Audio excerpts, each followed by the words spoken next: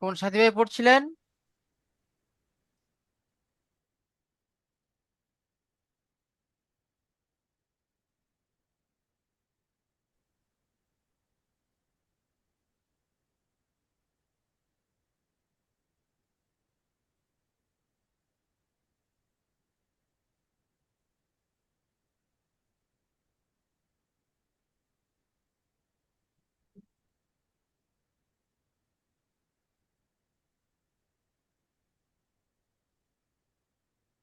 রফিক ভাই, আপনার পড়া হয়ে গেছিল তাই তো?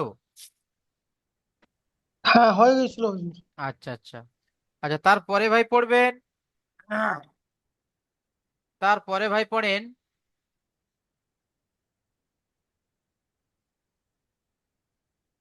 রিপন ভাই, আপনি পড়েন।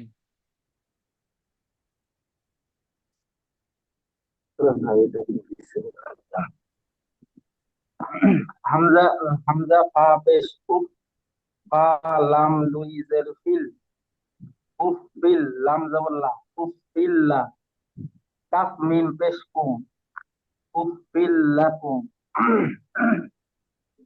ইজরা। হ্যাঁ, ফায়ের নিচে লুইজের তানবিন এসেছে। জি, এই ইজরাগুলো আপনারা সবাই বসে বসে পড়েন। যে আহ, রিপন ভাই পড়ছেন, তো আপনারা ওই রিপন ভাইয়ের সাথে সাথে মুখস্থ করে নেন। চলেন। ফায়ের নিচে ফায়ের ফায়ের নিচে লুইজের তানবিন এসেছে, তাই তানবিনকে লামের সাথে মিলিয়ে জাহির করে বিনা তাড়াতাড়ি গুণনায়। পড়তে হয়। বিনা গুণায় জাহির করে তাড়াতাড়ি পড়তে হয়।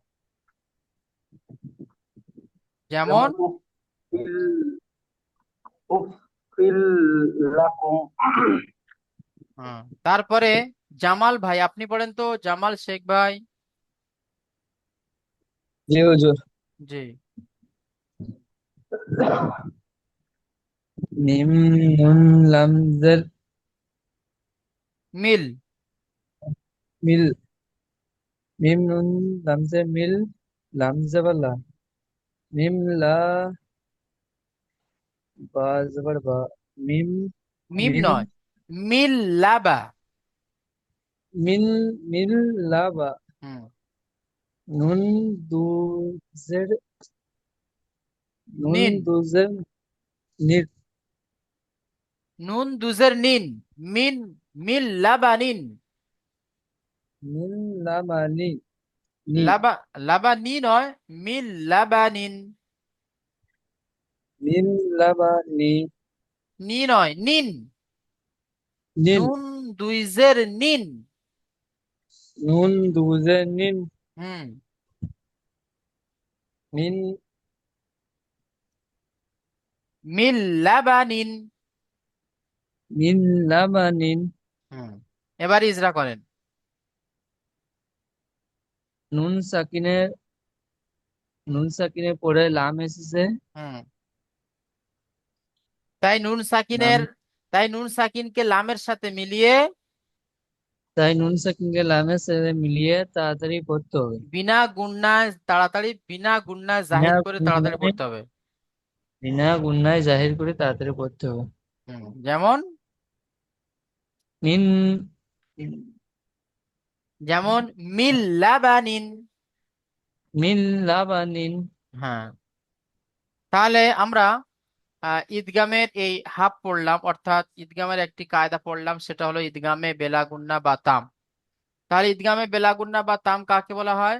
তানমিন বা নুন সাকিনের পরে ইয়া, র অথবা লাম এর মধ্যে থেকে যদি কোনো একটি অক্ষর আসে, তাহলে নুন সাকিন তানমিন অথবা নুন সাকিনকে বিনা গুন্নায় মিলিয়ে তাড়াতাড়ি পড়তে হবে। একে ঈদগামে বেলাগুন্না বা ঈদগামে তাম বলা হয়। যেমনটি আমরা এখানে পড়লাম, মির রব্বিকা রউফুর রহিম মিল্লাদুনহু উফিল্লাকুম মিল্লাবানিন। এর আগে কি পড়লাম? ইকলাব পড়লাম। ইকলাব কাকে বলা হয়? তানমিন বা নুন সাকিনের পরে যদি বা আসে, তাহলে তানমিন বা নুন সাকিনের আওয়াজকে মিমের দ্বারা পরিবর্তন করে একালি পরিমাণ গুণনা করে পড়তে হবে। ঠিক আছে, একে ইকলাব বলা হয়। আচ্ছা, এবার আমরা প্রশ্ন থেকে যে আসি, হুজুর দেখেন। হ্যাঁ। যে হুজুর একটা প্রশ্ন ছিল, ওখানে জি, প্রশ্নটা বলেন।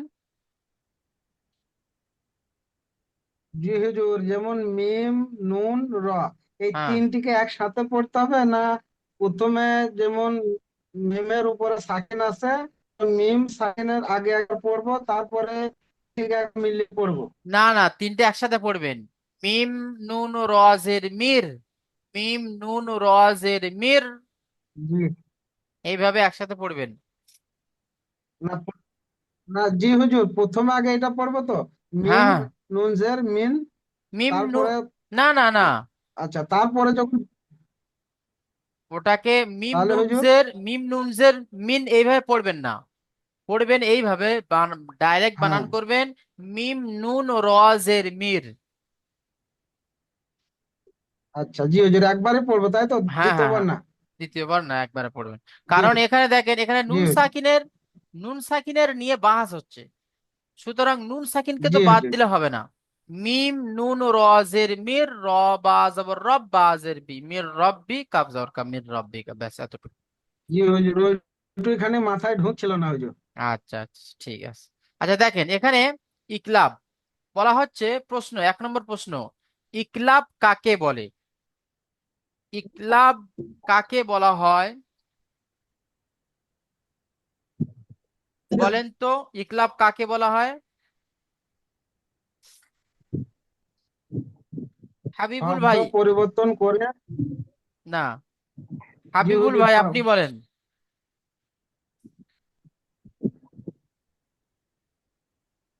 জি হুজুর। ইকলাব কাকে বলা হয়? নুন সাকিনের পরে, নুন সাকিন অথবা তানবিনের পরে। নুন সাকিন বা তানবিনের পরে র বা লাম আসলে না, তাকে ওটা তো ঈদগামে নাকিসের, ওটা তো মানে ঈদগামে তামের বয়ানে, এটা হলো ইকলাব।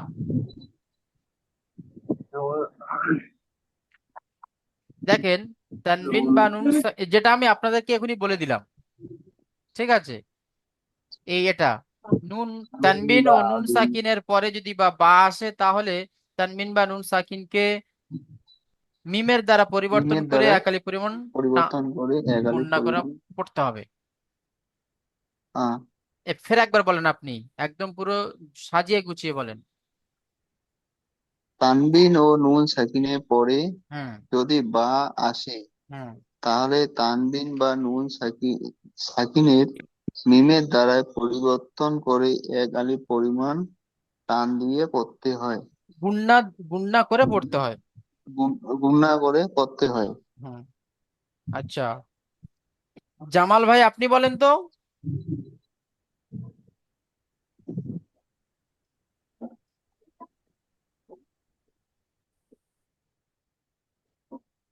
ইকলাব কাকে বলা হয়?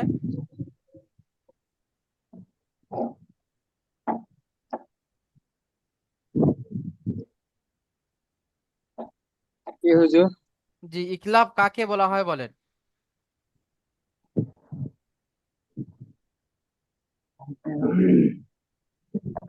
কি হুজুর, আমি জানি না। এক্ষুনি তো আমাদের পড়া হলো। আচ্ছা, আরিফ ভাই আপনি বলেন।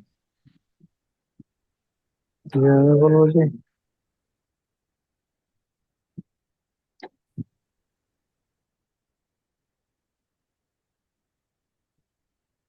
শাহিদুল, তানবিন, হ্যাঁ বলেন।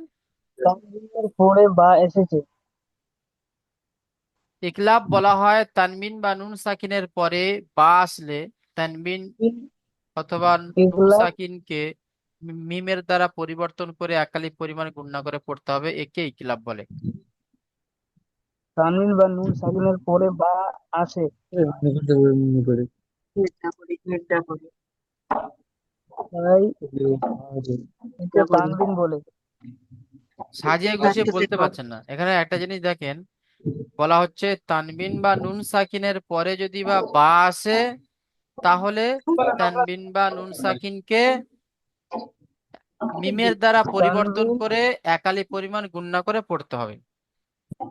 তানবিন বা নুন তানবিন ও সাকিন নুন সাকিন পরে যদি বা আসে, হুম, তাহলে তানবিনকে নুন সাকিনকে মিম এর দ্বারা পরিবর্তন করে এক আলিফ গণনা করে পড়তে হয়, জি, একে ইকলাব বলে।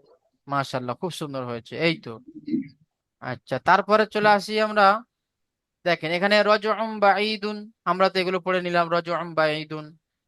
তারপরে দেখেন 3 নম্বরে 15, 16, 17, 15, 16, 17, 15, 16, 17 এর ইজরা, 15, 16, 17 এর ইজরা কোথায় আছে চলেন আমরা দেখি। চলেন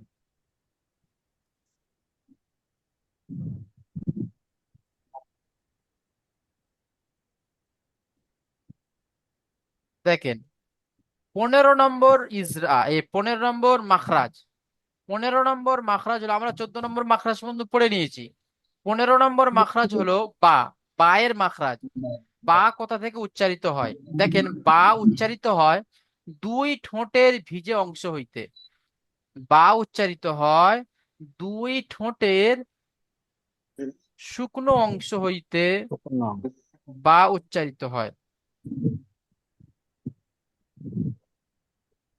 দুই ঠোঁটের শুকনো অংশ হইতে বা উচ্চারিত ন, দুই ঠোঁটের ভিজে অংশ হইতে বা উচ্চারিত হয় বা।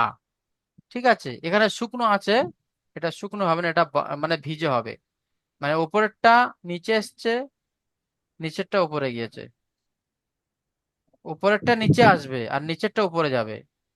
বা উচ্চারিত হয় দুই ঠোঁটের ভিজে অংশ হইতে।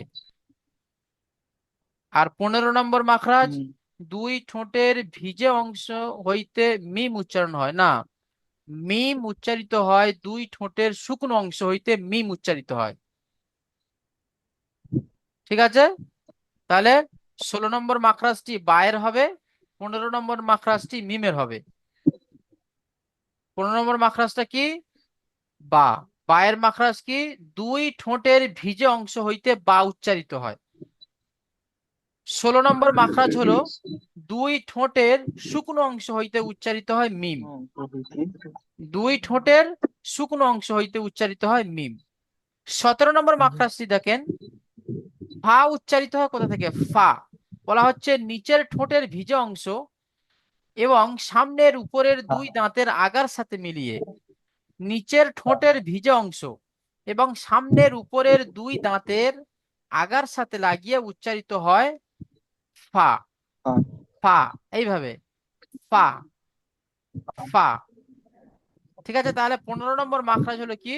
বায়ের মাখরাজ, দুই ঠোঁটের ভিজে অংশ হইতে বা উচ্চারিত হয়। নাম্বার 16, দুই ঠোঁটের শুকনো অংশ হইতে উচ্চারিত হয় মিম। নাম্বার 17, নিচের ঠোঁটের ভিজে অংশ এবং সামনের উপরের দুই দাঁতের আগার সাথে লাগিয়ে উচ্চারিত হয় ফা। এই 3টি মাখরাজ আমাদের পড়া। আচ্ছা, এবার আমরা চলে আসি 13 নম্বর সবকে। 13 নম্বর সবকে আমাদের কি ছিল? মানে রিভাইসের পড়া ছিল। দেখেন তাহলে আমাদের মোট তাহলে পড়া হলো ইকলাব কাকে বলা হয়, আর ইকলাবের পড়া হয়েছে, আর ঈদগামে না, ঈদগামে তামের পড়া হয়েছে। অর্থাৎ ঈদগাম কাকে বলা হয়?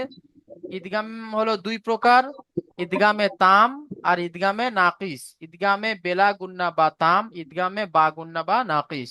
আমরা পড়লাম ঈদগামে বেলা গুন্না বা তাম পড়লাম।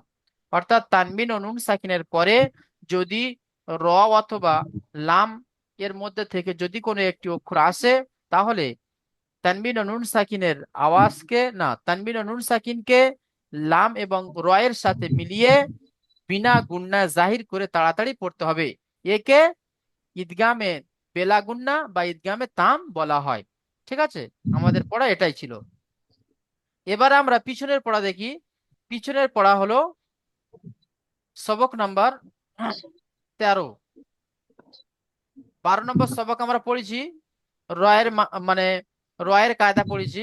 13 নম্বর সবকটি দেখেন আল্লাহ শব্দের কায়দা। সবক নাম্বার 13, আল্লাহ শব্দের কায়দা। এই আল্লাহ শব্দের কায়দা বলেন তো শিয়াবুল ভাই, আপনি বলেন আল্লাহ শব্দের লাম কখন পুরো হয় আর কখন বারিক হয়? আল্লাহ শব্দের আগে যদি লাম থাকে তাকে তখন জাবার বা জের থাকে, পেশ থাকে, তখন তাকে পুর করে পড়তে হয়। হ্যাঁ, আর বারিক কখন পড়তে হবে? যখন জের থাকে, আল্লাহ শব্দের আল্লাহ শব্দের নামের পরে যদি জের থাকে তখন তাকে বারিক করে পড়তে হয়। হ্যাঁ, মাশাল্লাহ, খুব সুন্দর হয়েছে। এটা শাহিদুজ্জামান ভাই, আপনি বলেন আর একবার। আল বিসমিল্লাহির রহমানির রহিম। ওই যে আল্লাহ শব্দের লামের আগে যদি জাবার কিংবা পেশ থাকে তাহলে আল্লাহ শব্দের লামকে ল করে পড়তে হবে, আর হ্যাঁ, আল্লাহ শব্দের লামের উপরে যদি জের থাকে তাহলে লা করে পড়তে হবে। হ্যাঁ, আল্লাহ মাশ- শব্দের লামকে লা করে পড়তে হবে। ঠিক আছে, আল্লাহ শব্দের লামের আগে যদি বা জের থাকে তাহলে আল্লাহ শব্দের লামকে বারিক করে পড়তে হয়। ঠিক আছে, খুব সুন্দর হয়েছে। আচ্ছা, আহ রিপন ভাই, আপনি প্রথমে এটাই পড়েন তো, এটা পড়িয়ে শোনান তো। কোনটা হুজুর? এটা কফ, কফ আলিফ জবর ক, লাম লাম জবর লাল, ক লাল, লাম খারা জবর ল, ক লাম ল, হাফেশ হু, ক লাম হু, ইজরা ইজরা। আল্লাহ শব্দের ডান দিকে যদি জবর জবর এসেছে, তাই জবর কিংবা পেশ যদি হয়, জবর এসেছে, তো উম, আল্লাহ শব্দের লামকে পর মানে মোটা করে পড়তে হয়। আর যদি আল্লাহ শব্দের ডান দিকে জের থাকে, তাহলে আল্লাহ শব্দকে বারিক মানে পাতলা করে পড়তে হয়। মাশাল্লাহ, খুব সুন্দর হয়েছে। আচ্ছা, তারপরে আসসালামু আলাইকুম। ওয়ালাইকুম আসসালাম। তারপরে ভাই পড়বেন আহ রফিক ভাই, আপনি পড়েন তো এটা।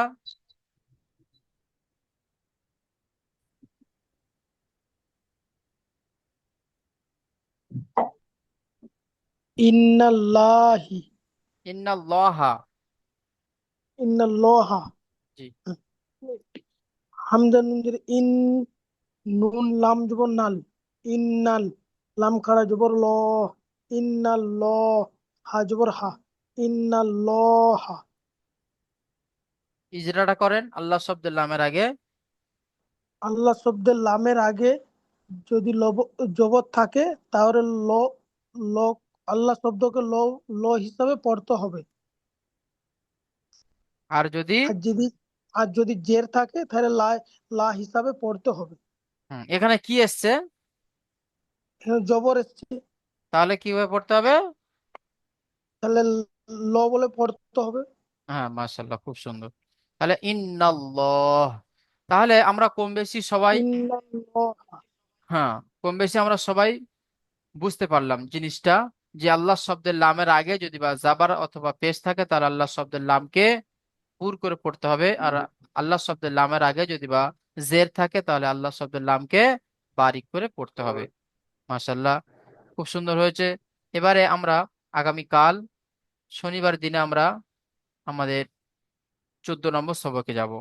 তো এখন দেখেন, আজকের আমাদের শেষ সপ্তাহের শেষ দিন। তো আমরা প্রত্যেকেই যতটুকু এ সপ্তাহে যতটুকু আমাদের পড়া হয়েছে ততটুকু পড়া আমরা প্রত্যেকেই আমাদের সাবঅর্ডিনেটকে শোনাবো।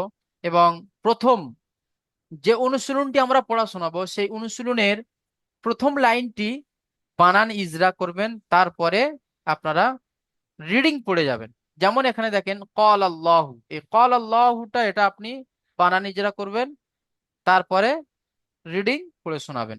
ঠিক আছে, মানে পড়া শোনানোর নিয়ম হলো এটাই, সপ্তাহের পড়া। তাহলে প্রথমে প্রথম অনুশীলনের প্রথম লাইনের প্রথম পড়াটি আপনি বানান ইজরা করলেন, করার পরে তারপরে আপনি তারপরে যা আছে সেগুলোকে আপনি রিডিং পড়ে শুনিয়ে দিলেন। ঠিক আছে, কল আল্লাহু, ইন্নাল্লাহা, হুদুদুল্লাহি, এইভাবে রিডিং পড়ে আপনারা শুনিয়ে দেবেন। ঠিক আছে। শুধু রিডিং করলে কি আর কিছু মানে এ করলে মানে বানান করতে হবে না তো? না, আপনি আপনি যে অনুশীলনটি পড়বেন সেই প্রথম অনুশীলনের প্রথমটি আপনি প্রথম প্রথম বাক্যটি লাইন, আপনি প্রথম লাইন। বানান নিজেরা করে দেবেন, করে দেওয়ার পরে পরে ওই ভয়েসটা আপনি পাঠাবেন, তারপরে আপনি রিডিং পড়ে শুনিয়ে দেবেন। ঠিক আছে। হুজুর আসসালাম। বলতেছি 10 মিনিট। উপকারটা হুজুর, বলুন না হয় আমি যে কালকে যে কাজে আপনাকে বললাম যে আমার 10 মিনিট মানে একটু পরে হইলে খুব ভালো হইতো। এটা আমি তো তা আপনাকে বললাম যে আমাদের যে এই হুজুর, হেল্পলাইন আছে, হেল্পলাইন নাম্বারে আপনি কল করেন, ওখানে কল করলে আপনার সমস্যার সমাধান করে দেবে। তো তো হুজুর আমাকে কি তো অন্য গ্রুপে যেতে হবে নাকি 10 মিনিট পরে যদি ক্লাস করার মানে 10 মিনিট লেট করে আমি না, এই গ্রুপে আমাদের থাকবো? আমাদের নিয়ম আলাদা, ঠিক আছে? আমাদের নিয়ম সবই একই। 10টা থেকে সব ক্লাস শুরু হয়, 9টা থেকে ক্লাস শুরু হয়, 8টা থেকে ক্লাস শুরু হয়, ঠিক আছে? মানে এইভাবে। মানে হুজুর মানে 10টা 10 থেকে যদি শুরু হতো আমার ভালো হতো, কারণ আমি কাজ থেকে আসতে না একটু লেট হয়ে যায়, অল্প লেট হয়ে যায় মানে ওরা- তাহলে আমারও তো কাজে বসে আছি, আমারও তো তো তাহলে হবে না। রাস্তাতেই আমার ক্লাস চালু করা লাগবে। তাহলে দেখেন, আপনারা যদি ওই বলেন, তাহলে আপনারা বলছি তো, আপনারা হেল্পলাইনে কল করেন। কল করলে আপনাদের যদি বা অসুবিধা হয় তাহলে আপনাদের ক্লাস ঘুরিয়ে দেবে, কি আসে যায়। এক জায়গা না হলে আরেক জায়গা পড়বেন, আপনার সুবিধা মতো তো আমরা তো আপনাদেরকে পড়াবো না, আপনাদের টাইম দেখে তো আমরা পড়াবো। আমাদের টাইম দেখে তো আর পড়ালে হবে না, কারণ আপনারা হলেন কর্মব্যস্ততার মানুষ, ঠিক আছে? তার মধ্যে থেকে আপনারা পড়ছেন, সুতরাং আপনাদের কি হবে সময়টাকে দেখতে হবে। আপনার যদি এখানে টাইম মেনটেন না, হচ্ছে না, 10টাটাই মানে পারফেক্ট টাইম। হুম, এখানে যদি আপনার 10টা যদি বা টাইমটা না তো পোষায়, আমাদের তাহলে আপনি অন্য যে হুজুরকে বলে দেবেন, হেল্পলাইনে ফোন করে বলে দেবেন যে হুজুর আমার অন্য ব্যাচে দিয়ে দেন, আমি এ সময় উঠতে পারছি না, ঠিক আছে? বললে আপনার অন্য ব্যাচে আপনাকে দিয়ে দেবে। আমাদের না তো হুজুর অন্য ব্যাচে যাইতে চাই, আমি তো এই ব্যাচে বলতে চাই। ঠিক আছে, তাহলে রাখছি, হ্যাঁ, আবার আমাদের শনিবার দিনে কথা হবে।